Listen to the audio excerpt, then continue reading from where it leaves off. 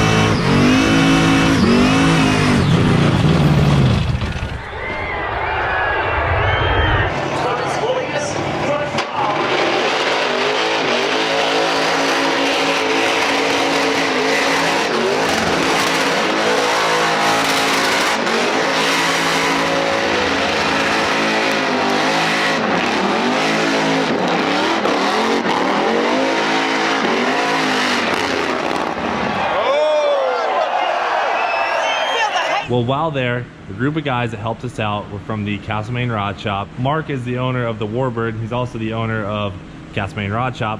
And then Steve Nogas and his son Ben Nogas are the owners of Ste B, which is a Summer Nats Burnout champion car. Those are the guys who helped us with Toast. Not only getting wheels, tires, when we blew the engine, they helped us change the engine, source parts, everything. And we became instant friends with them, instant lifelong friends. You know, we just knew they were our type of people. Well, we got to talking with, you know, Mark and the Nogases, and we said, hey, why don't you guys send your Burnout cars over to the US, which they were already keen to do, to go to SEMA and other things like that. So they sent these cars over on a ship, just like we sent Toast to Australia very early on in 2020. So we're talking like they probably left around January, something like that. And the plan was they were going to be taking these cars to events across America, primarily Cleetus and Cars, our event, our big Burnout competition. And they were going to come just wow every American who's never seen an Aussie do a Burnout, which I promise you these cars will do. Well, obviously Corona hit right about March time, and that stopped everything in their tracks. Well, unfortunately the cars had already left and made it to the US. So these cars have been sitting at the Willwood headquarters, and they're just sitting there with nothing to do. So Mark and Steve, the owners of the car, said, you know what, these cars came to the US to do Burnouts, we're sending them down to you guys. So we had them picked up, and the plan is we are going to be doing Burnouts in these cars, James and I, over the next few months at Cleetus and Cars, because unfortunately it doesn't sound like the Australian guys are going to be able to come back to the US for a long time. I mean, it could be a year, it could be 6 months, it could be 2 years. They have no idea. From the sounds of it on the phone, the restrictions over there are super strict compared to Florida, where, I mean, it's like it's not even here. It's crazy. They were saying on their video on their YouTube channel that they can't leave the country until there's a vaccine. Yeah, and so it's like, well, when is that going to hit Australia? You never know. So I don't want to talk about it for too long. This whole situation was just completely screwed by the virus, and you know, a lot worse things could have happened, but we're just glad the cars are here safely, and now they're in our possession, and we are going to be taking care of them for, we don't even know how long. But they sent these cars over here to help us out, so we're taking them under our wing, and we're going to be taking care of these cars for several months to come. But I want to show you guys just how serious these guys are when they send these cars over, just by showing you two items. This is vinyl wrap for the Warbird in case it is in a wall tap situation doing a Burnout. This is a pile of head gaskets. So These guys came to party. These Aussies are insane, I'm telling you. I'll put those pile of head gaskets away. We're hoping that we don't need those, but Mark and Steve completely understand the fact that us doing skids in these cars is going to be very hard on them. And we understand that there's gonna be stuff that we probably have to fix. All that being said, now that you know where we're at with these two Australian Burnout cars, let's talk about the setup in each car before we fire them up. So first off, we're gonna talk about the Falcon here. This is a 1965 Ford Falcon, the Warbird. I mean, this is probably one of the coolest cars we saw at Summer Nats. Definitely caught James and I's eye right when we got there. I mean, just look at the thing, look at the wrap on it. I mean, the details to the flies on the bumper, and it's a super clean car. So engine aside, the car is incredible. The wrap in the inside. It is the nicest Burnout car I've ever seen. I mean, they even like body worked the roll cage Yeah. and painted the entire interior of the car. So we really have to take care of these cars. This one in particular, Ste B will not be skidded until next year, but we are gonna run it and, you know, get it up and running because they haven't started in so long. But this car, Warbird, will be ran at Cleetus and Cars in the Burnout pit, driven by me on November 21st, so in Bradenton, Florida.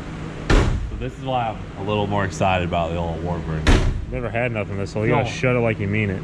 Old There you go. 1965 stuff there. All right, so up front, No Gas Performance. You guys remember Benny? That's Steve's son. He put this engine together. This is a 540 in this car. It's got a 1471 supercharger on it. I think it's a 1700 horsepower estimation. They don't put these cars on the dynos.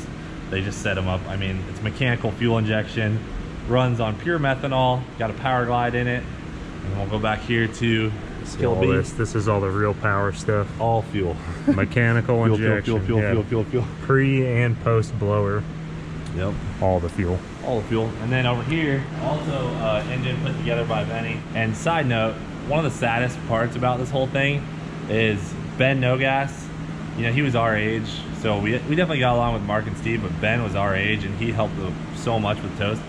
We freaking got back and we actually had tickets to fly Ben over, and he was gonna work in America for several months with us at all the Burnout events before the cars were even gonna be sent here. So that was one of the most disappointing things that got interrupted by this whole thing. But I'm sure Ben will be back in America as soon as he possibly can. It's just, we're at the mercy of the restrictions of the country. So in Ste B, there's a 510, so even a little bit smaller. And these are the reasons that we went from a 632 in Toast down to a 540. This car used to actually have a 632 in it, I'm pretty sure. And now they're down to a 510 because it's a smaller rotating assembly. They spin them up real high in the RPM. And then this car actually has a 1671 supercharger on it. So big boy. Warbird's got the 1471 too. I mean, yeah, this carbon hat is, I mean, it's probably a $10,000 carbon hat. I don't know the exact price, but I'm pretty sure that's a $10,000 hat because I did a lot of injector hat research when I was setting up Toast. This is a legit hat. You can see this has got a magneto set up. We got to set all this back up. They took the box out of it. So really what we're going to be doing today is priming the methanol fuel system. There's a front sump tank in both of them, and then the main tank in the back that feeds the front tank. And then we're going to be pouring some fuel down the injector hat. But you can see they've got all these zip tied so the injector hats can't open. We just got to go over each car individually, you know, check the oil. We're going to check the transmission fluid. Just make sure everything's topped off before we start these things up.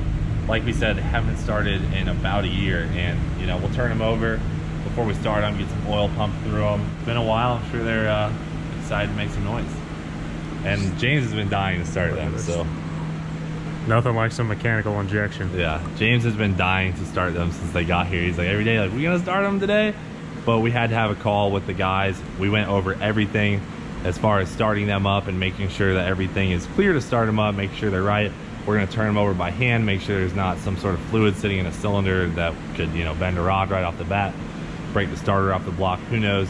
We're gonna get everything as dialed in as possible before we fire these things over, and hopefully make the rod shop guys proud. All right, buddy. So let's go get some methanol out of Toast, out of our fuel tank that we bought for Toast. We got a 55-gallon drum of methanol over by the other shop.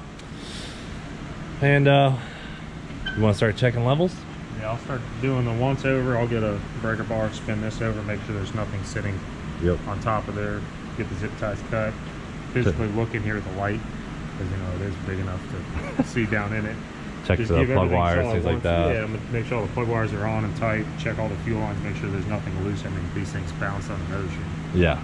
You know how hard the cars get treated in the ocean. So in they the bounce containers. on a boat in a container Yeah. from Australia to California kind of thing. So Yeah, there's a lot of things that you know, we have different on Toast. Toast being fuel injected, like this car's got a fuel tap valve, so you gotta, there's a main shutoff in the car for the fuel to cut the car off. You can see it here.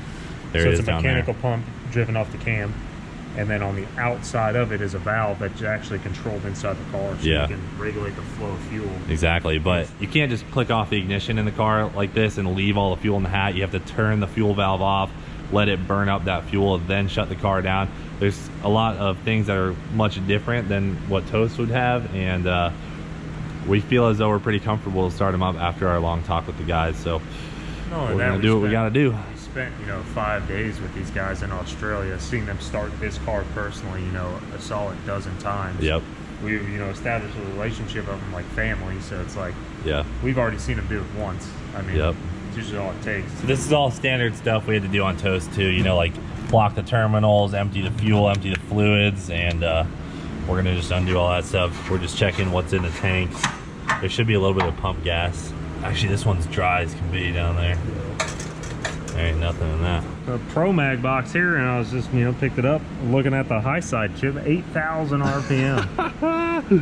Aussie.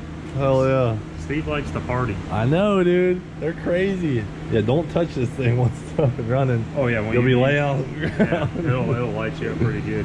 One thing you don't want to do. All right, cool. We're about to put some fuel in Warbird. So we're getting ready to fire up Warbird. We have checked over everything that we could think of.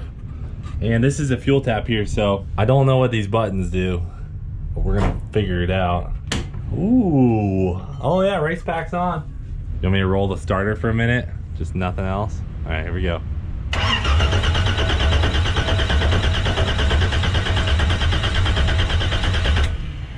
Sounds good to me. Running all 8. Okay, so I've got ignition here. I'm gonna leave the fuel pump off because it should run on that gas for a minute, and then if it sounds good, I'll kick the fuel pump on. Well, the main fuel on, and then electric pump, because you need to give the mechanical pump fuel first. My and then gosh. feed Okay. this little thing. All right, and you're gonna work the throttle and everything like that. Yeah, so just a splash. Oh my gosh. Okay, main ignition's on. The fuel is off for the moment, hitting the starter. All right, so it's gonna start, no problem. All right, so I'll give it a little bit more fuel, so let it like kick a couple times and then pull down. I'm gonna turn the fuel tap on like halfway. Okay, all right, I'm ready when you are.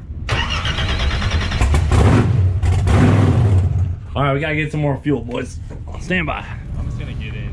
Yeah, get in.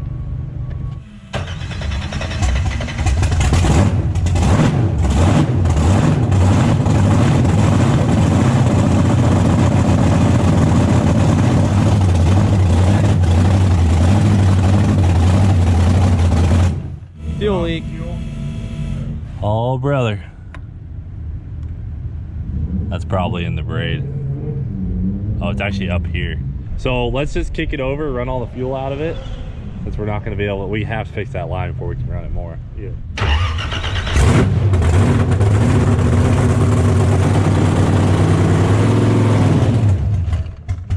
Perfect. That's what we needed to happen. So Warbird runs. Sure, Mark will be happy to hear that. Sounds healthy. Sounds really good. How's the oil pressure? Oil pressure was good. The water temp didn't even rise over 100 degrees. It ran that short. So we have to fix that line though. The last thing we want to do is leave it running and then have a leak squirt out on these headers and cause a methanol fire, because then would be SOL. Yeah. Did you see oil in here? Yeah, oh yeah, you can see it all on the thing. All right, boys, Warbird runs. On to Kill the Bee. As you can see, it's a little small in here, so we're gonna put a Kirky in it. We got permission from Steve, but for now, Ty is gonna man the startup procedure. You got it, Ty? Yeah. All right, power's coming on. It's pretty tight in there, eh? Real quick. Got all your switches up there. We turned this one over by hand already, so we should, yep, just starter only. Oh, she's smooth. Super smooth. All right, now just electric fuel.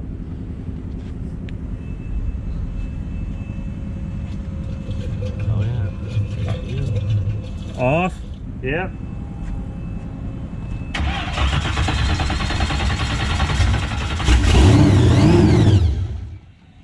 There goes the oil out the back. A little fog and oil burning off. Go for it.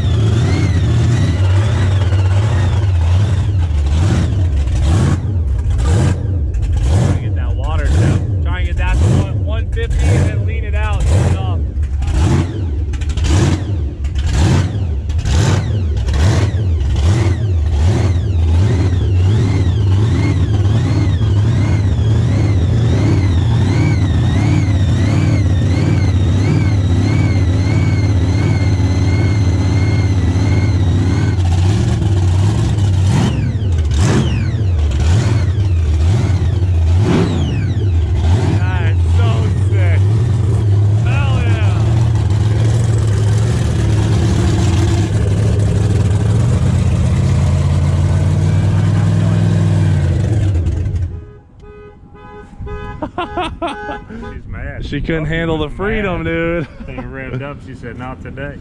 Killer B is dialed. You can tell it's got plenty of trans fluid by the way it bucks in park. You pretty happy with everything on this one? Yeah. Look at the blower. It's frosted over in a hot, humid day. Completely frosted over in the middle of Florida. All right, guys, so here's the plan. We are going to take tomorrow morning to fix the Warbird, and then we're actually taking that car down to the Freedom Factory to do a test skid. So the Killer B is just hanging out. There's a couple of parts we're going to be getting from the guys to hopefully fix a few things, like a couple of the EGT sensors are bad, and just want to make sure this thing's totally dialed. Steve is a little hesitant about letting us rip it just yet, so they might be coming over next year in the early spring to run this car, but Warbird is definitely getting ripped. So we will get that line fixed, get that thing heat cycled, take it for a drive in a future video, a couple days. All I can say, guys, is please take a second to go follow Castlemaine Rod Shop on Instagram and Facebook and give those guys some love. You know, these are incredible cars, and they are handing us the torch to go rip them and have some fun with them, and we're pretty fired up about that. And we're pretty thankful too, you know, man. It takes a pretty good person to loan us a car just so that we can have fun and share it with you guys and the rest of the world. So thanks so much to the guys at Castlemaine Rod Shop, Steve, Mark, everybody there, and more to come. We're gonna be ripping these things. So it's not just that car. That thing's, you know, world known. Yeah, they both are. Sponsored by Willwood. Yeah. All over the internet for summer nats. I mean, they're world known cars, and they're just like, here, hold on to them for us. Hey, can you guys mind running these for us? Enjoy these. We're in. All right, guys, thanks for watching. Do it for today. We will freaking see you later.